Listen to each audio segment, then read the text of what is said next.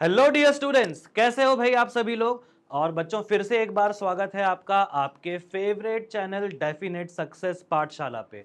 तो भाई आपको जैसा कि पता है कि हमारा जो 9th-10th चैंपियंस बैच चल रहा है भाई, तो 10th क्लास के लिए हमने लाइट चैप्टर शुरू किया हुआ है और लाइट चैप्टर का ही बच्चों में अगला वीडियो लेकर आया हूं आपके सामने, आपका फिजिक्स एडुकेटर अंकुर शर्मा।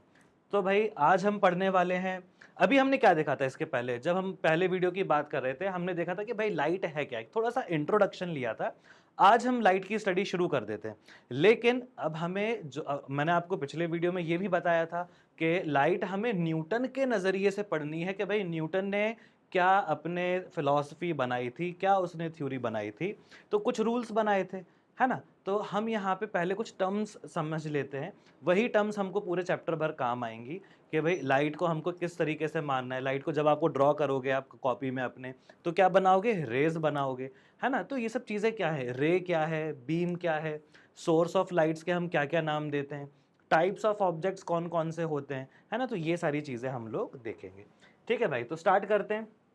तो भाई सबसे पहले हम बात करेंगे, हमारा जो पहला टर्म हमें दिखाई दे रहा है यहाँ पे बोर्ड पे, रे ऑफ लाइट। ठीक है ना, what is a ray of light.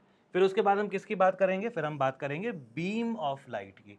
चलो भाई सबसे पहले शॉर्ट में समझाएं थोड़ा सा, देखो जरा। रे ऑफ लाइट, तो यहाँ पे लाइट को क्या माना गया भाई, न्यूटन ने बोला था कि कॉर्पसल्स हैं। हमने एक टर्म भी देखा था कि भाई बंडल ऑफ एनर्जी, जिसको आगे चल के आइंस्टाइन ने फोटोन भी बोला, है ना। तो फोटॉन्स क्या कर रहे हैं, स्ट्रेट लाइन में ट्रेवल कर रहे हैं। तो अगर उन्हीं सिंगल पार्टिकल्स का कलेक्शन का एक स्ट्रेट लाइन में मोशन ऐसा माना जाए, है ना, तो उसको हम क्या बोलेंगे, उसको हम बोलेंगे ray, a single stream of corpuscles, और you can say a single stream of photons. ठीक है ना, तो ये हमारा क्या हो जाएगा, रे हो जाएगा। ठीक है, अब रेज का जो कलेक्शन है, रेज का कलेक्शन क्या बनेगी भाई, रेज का कलेक्शन ही बनेगी बीम। ठीक है ना, तो बहुत सारी रेज को अगर हम साथ में ले लें एक साथ, वही क्या बन जाएगा, बीम बन जाएगा। फिर बीम भी हमको दो तीन टाइप की मिलेगी भाई, parallel beam, diverging beam, converging beam. ठीक है ना, तो यहाँ पे थोड़ा सा इसका डेफिनेशन भी देखो पहले, फिर एक्सप्लेन करेंगे। The light travelling in any one direction in a straight line is called a ray of light, generally represented by a directed arrow.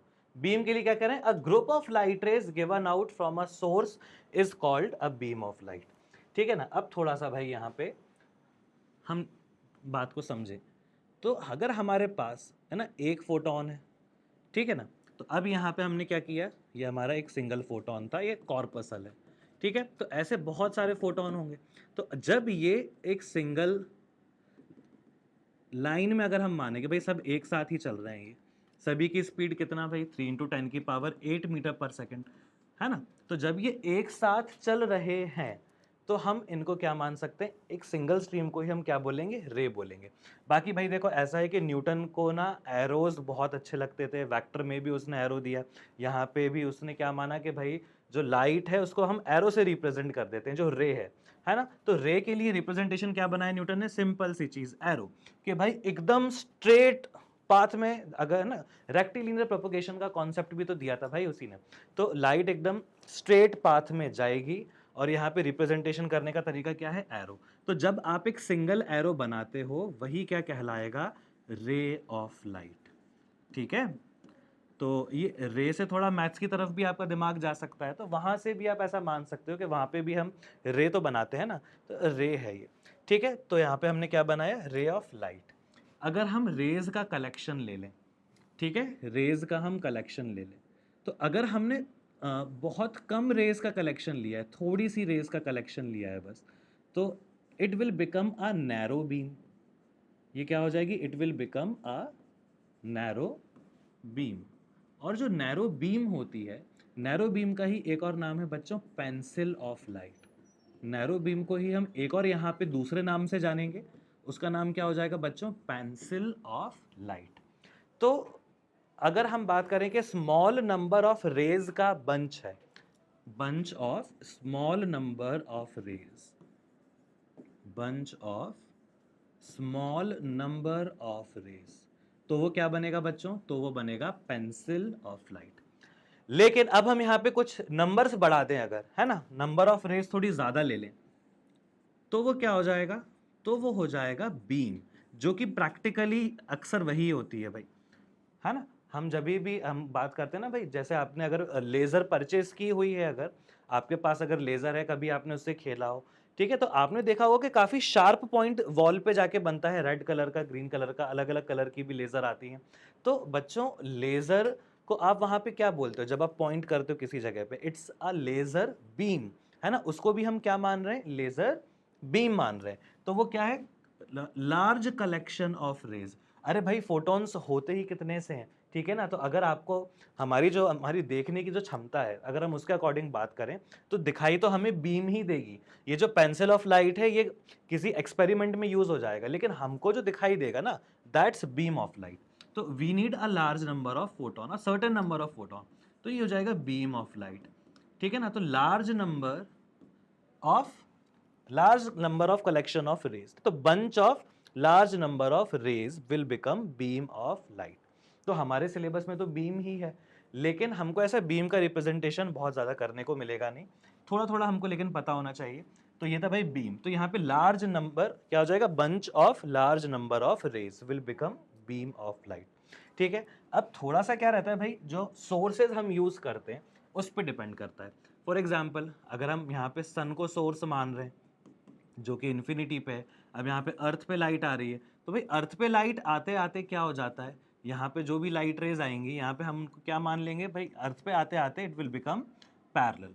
तो हम ये मान सकते हैं कि अर्थ पे जो सनलाइट आ रही है, अगर हम यहाँ पे कोई मिरर लेके बैठ जाएं या फिर हम कोई लेंस लेके बैठ जाएं, है ना, तो सन से आने वाली रेस को हम क्या मानते हैं बच्चों? आपस में पैरेलल मानते हैं।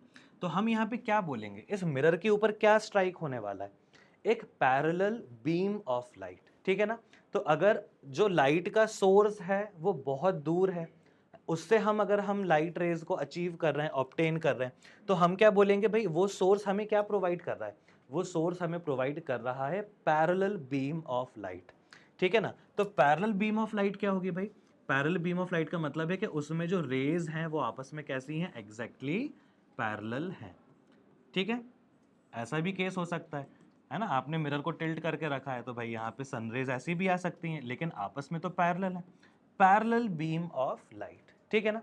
लेकिन अगर आप किसी टॉर्च की बात करो भाई, आप लोगों ने देखा होगा अगर आपके घर में टॉर्च है तो, है ना, तो टॉर्च में जैसे ही आप बल्ब को यहाँ पे भाई, यहाँ पे स्विच अगर है, स्विच को अगर आप ऑन करोगे, स्विच ऑन करते साथ ही क्या होगा, यू माइट हैव नोटिस्ड कि एक डाइवर्जेंट बीम बन जाती है, ठीक है ना। बहुत सारी जो मैक्सिमम लाइट तो आपको दिखेगा कि भाई यहाँ पे इस वाले रीजन में, पैरल वाले रीजन में होगी, लेकिन बहुत सारी लाइट इस वाले रीजन में भी जाएगी, ठीक है ना। तो यहाँ पे अगर हम एक सिंगल बल्ब ही ले लें, सिंगल बल्ब, तो सिंगल बल्ब कैसा सोर्स है बच्चों? ये this is a source of diverging beam, divergent source of light, ठीक है ना। तो यहां से जो लाइट रेज निकल रही हैं वो क्या हो रही हैं? एमिट आउट हो रही हैं सभी डायरेक्शन में। तो यहां से अगर हम एक सैंपल लें, तो हमें क्या मिलने वाला है बच्चों? हमें मिलने वाला है डाइवर्जिंग बीम ऑफ लाइट, ठीक है ना। सिमिलरली, तो अब यहाँ पे इसको नाम लिख दूं मैं, डाइवर्जिंग बीम, है ना। टॉर्च से हमें क्या मिली यहाँ पे, या बल्ब से हमें क्या मिली? डाइवर्जिंग बीम, ठीक है ना। अब भाई कहीं कहीं पे हमको कन्वर्जिंग बीम भी मिलेगी, ठीक है। कन्वर्जिंग बीम यहाँ पे हम हाइपोथेसिस मान सकते हैं। तो कन्वर्जिंग बीम क्या होगी? एक पॉइंट पे आके यहाँ पे इस तरीके से अगर लाइट रेज मीट करें, तो हम क्या बोलेंगे? That will behave like converging beam, ठीक है ना। तो आर्टिफिशियली हम चाहें तो बना सकते हैं।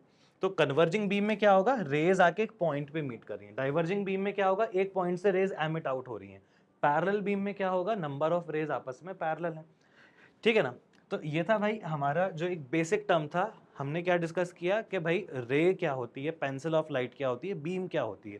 तो मैंने क्यों डिस्कस किया ये? आगे चल के आपको क्या बनाना है? आगे चल के आपको इस चैप्टर में रे डायग्राम्स बहुत सारे बनाने हैं, रिफ्लेक्शन में भी और रिफ्रैक्शन में भी।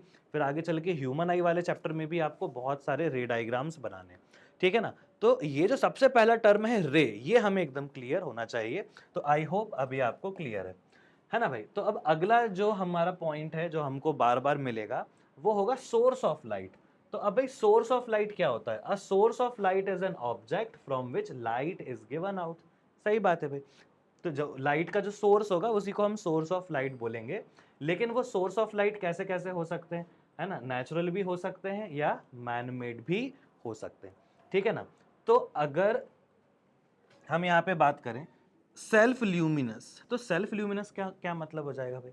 जिनकी खुद की अपनी लाइट है। जैसे अगर हम यहाँ पे सन की बात करें, है ना, तो सन की जो अपनी भाई खुद की लाइट है, सो वो क्या हो जाएगा? It will be a self luminous. A self luminous source is that which possess light of its own. For example, the sun, the stars, electric lamps, candles, etc. are self-luminous sources. जो खुद से light को भाई पैदा कर रहे हैं उनको हम क्या बोलेंगे? उनको हम बोलेंगे सेल्फ ल्यूमिनस सोर्स, ठीक है ना? अब जैसे यहाँ पे इलेक्ट्रिक लैम्प क्यों बोला हुआ है भाई? यहाँ पे फिलामेंट वाले बल्ब की बात हो रही है एक्चुअली।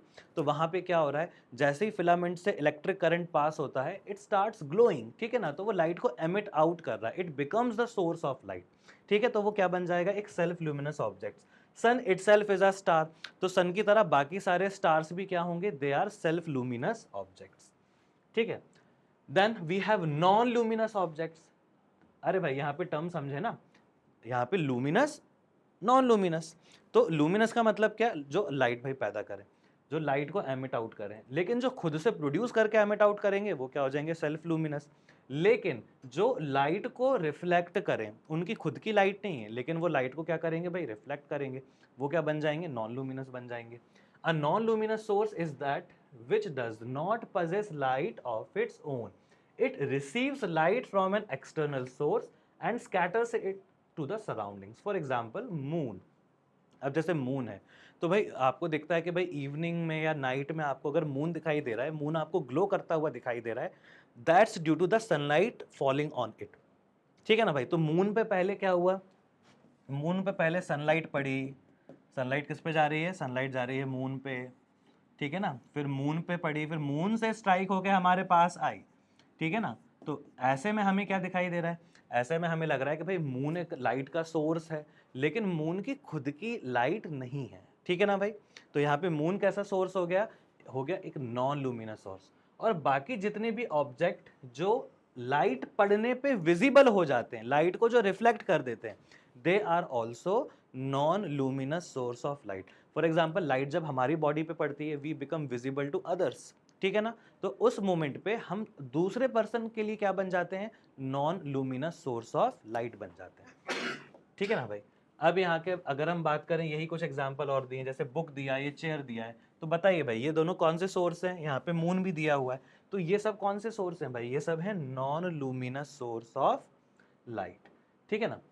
चलो अब यहाँ पे एक अगला टर्म आया हमारे पास, सोर्स समझ गए, रे समझ गए, है ना? अब हम भाई लाइट जब ट्रेवल करेगी तो लाइट किसी मीडियम में ट्रेवल करेगी, है ना? तो अब हम जरा मीडियम की और बात करते हैं। तो अगला इंपॉर्टेंट टर्म हमारे पास है types of media. Media is plural of medium, ठीक है ना? मीडियम का जो प्लूरल होता है वही क्या होता है बच्चों? That is media. तो कौन कौन से मीडियम है? अब पहली बात ये कि भाई मीडियम मतलब क्या, ठीक है? अब मीडियम का मतलब यहाँ पे अगर मैं प्रॉपरली बोलूँ तो मीडियम का मतलब क्या होता है बच्चों? मीडियम का मतलब होता है ऑप्टिकल मीडियम। मीडियम का मतलब होता है ऑप्टिकल मीडियम, ठीक है ना?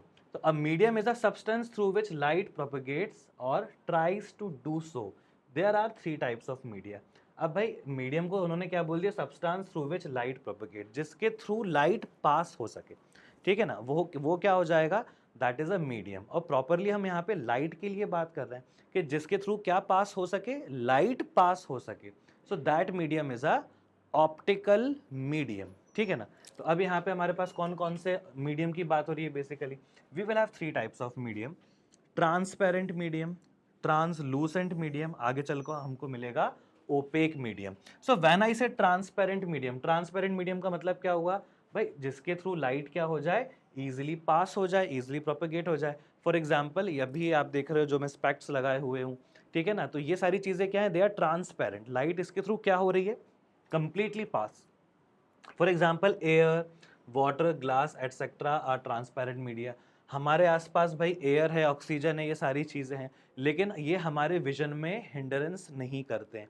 तो अगर हमारे आसपास क्लीन एयर है then it behaves like a transparent medium, ठीक है ना। तो ग्लास हैं, कई सारे अच्छे ग्लासेस की बात हम करें तो ट्रांसपेरेंट मीडियम वो होते हैं। When I say translucent, it is a medium through which light propagates partially. भाई कुछ लाइट को वो जाने देंगे और कुछ लाइट को रोक लेंगे, है ना। तो जो लाइट को पार्शियली जाने दें अपने थ्रू, वो क्या बन जाएंगे, वो बन जाएंगे translucent medium. For example paper, ground, glass etcetera, translucent media. Basically translucent का मतलब होगा कि भाई उसमें क्या हो जाएगा, आपको थोड़ा थोड़ा तो दिखाई देगा, पूरा पूरा क्लियरली दिखाई नहीं देगा। कई बार आपने देखा होगा ना भाई, जैसे जो बसेस में अगर आप बैठे हो तो विंडो के जो ग्लासेस हैं वो बहुत ज़्यादा ट्रांसपेरेंट भी नहीं होते, आपको थोड़ा थोड़ा बाहर दिखाई दे रहा होता है, ठीक है ना। अगर आप बात करो कि भाई आपने कोई ऐसा प्लास्टिक का कवर उठाया हुआ है ना, कोई आपने स्केल उठाया हुआ है कलर्ड, तो आप उसके थ्रू देख पा रहे हो, लेकिन प्रॉपर 100% ट्रांसपेरेंसी वहाँ पे नहीं है। तो उसका मतलब क्या हुआ, उसका मतलब हुआ कि वो एक ट्रांसलूसेंट मीडियम है।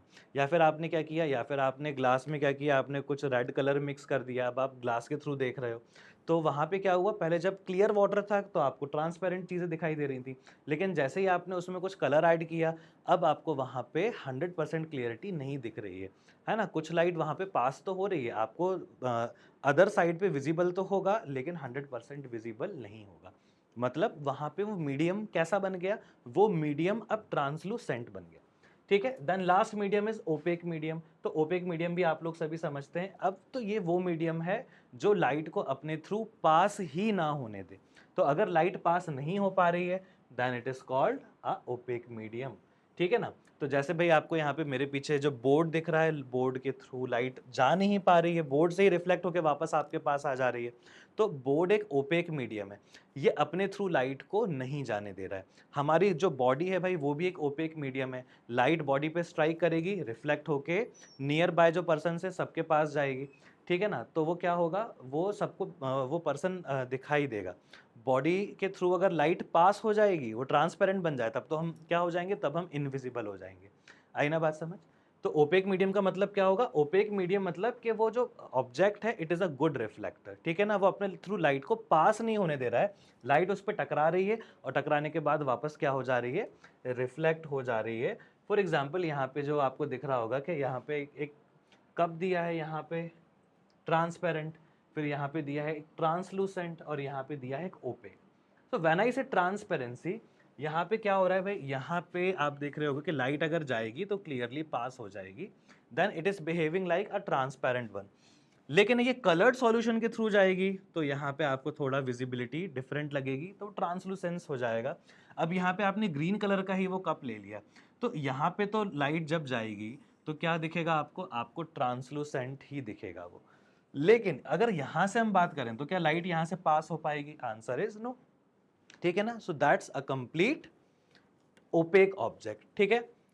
तो ये आई थिंक सभी को क्लियर है, लाइट यहाँ पे कंप्लीटली पास हो गई, यहाँ पे पार्शियली पास हुई है, यहाँ पे पास नहीं हो पाई, तो वो क्या बन गया, ओपेक बन गया, है ना भाई। चलो आई होप ये सभी को क्लियर है ना। तो अब नेक्स्ट वीडियो में हम लोग मिलेंगे, हम और लाइट के कुछ टर्म्स की बात करेंगे, फिर हम रिफ्लेक्शन स्टार्ट करेंगे, हम इमेज फॉर्मेशन देखेंगे प्लेन मिरर का, देन हम स्फेरिकल मिरर्स पे आएंगे। भाई बहुत बड़ा चैप्टर है और बहुत इंटरेस्टिंग चैप्टर है बच्चों, है ना। एक के बाद एक आपके पास वीडियोस आते जाएंगे, और जाते जाते एक भाई फिर से वही बहुत इंपॉर्टेंट आपके लिए न्यूज़ के जो नीट के एस्पिरेंट्स हैं, आपके जो रिलेटिव्स हैं, आपके फ्रेंड्स हैं, आपके सीनियर्स हैं, आप उनको बता सकते हैं कि अगर वो ऑफलाइन डेफिनेट सक्सेस ज्वाइन नहीं कर पा रहे हैं आके, तो हमारा जो DSC online focus plus programme है बच्चों, आप उसको ज्वाइन कर सकते हो। ये ऑनलाइन प्रोग्राम है लेकिन ऑफलाइन की एफिशिएंसी के साथ, तो आपको बिल्कुल ऑफलाइन जैसा ट्रीटमेंट मिलेगा यहाँ पे, है ना। एक ज़बरदस्त प्लेटफॉर्म है नीट की तैयारी के लिए, डेफिनेट सक्सेस का आपने मेडिकल के लिए, नीट की प्रिपरेशन के लिए नाम ऑलरेडी बच्चों सुन ही रखा होगा, ठीक है ना। तो अपने रिलेटिव्स को, अपने फ्रेंड्स को ज़रूर बताइए डीएससी ऑनलाइन फोकस प्लस के बारे में, ठीक है। नेक्स्ट वीडियो में मिलते हैं बच्चों, थैंक यू।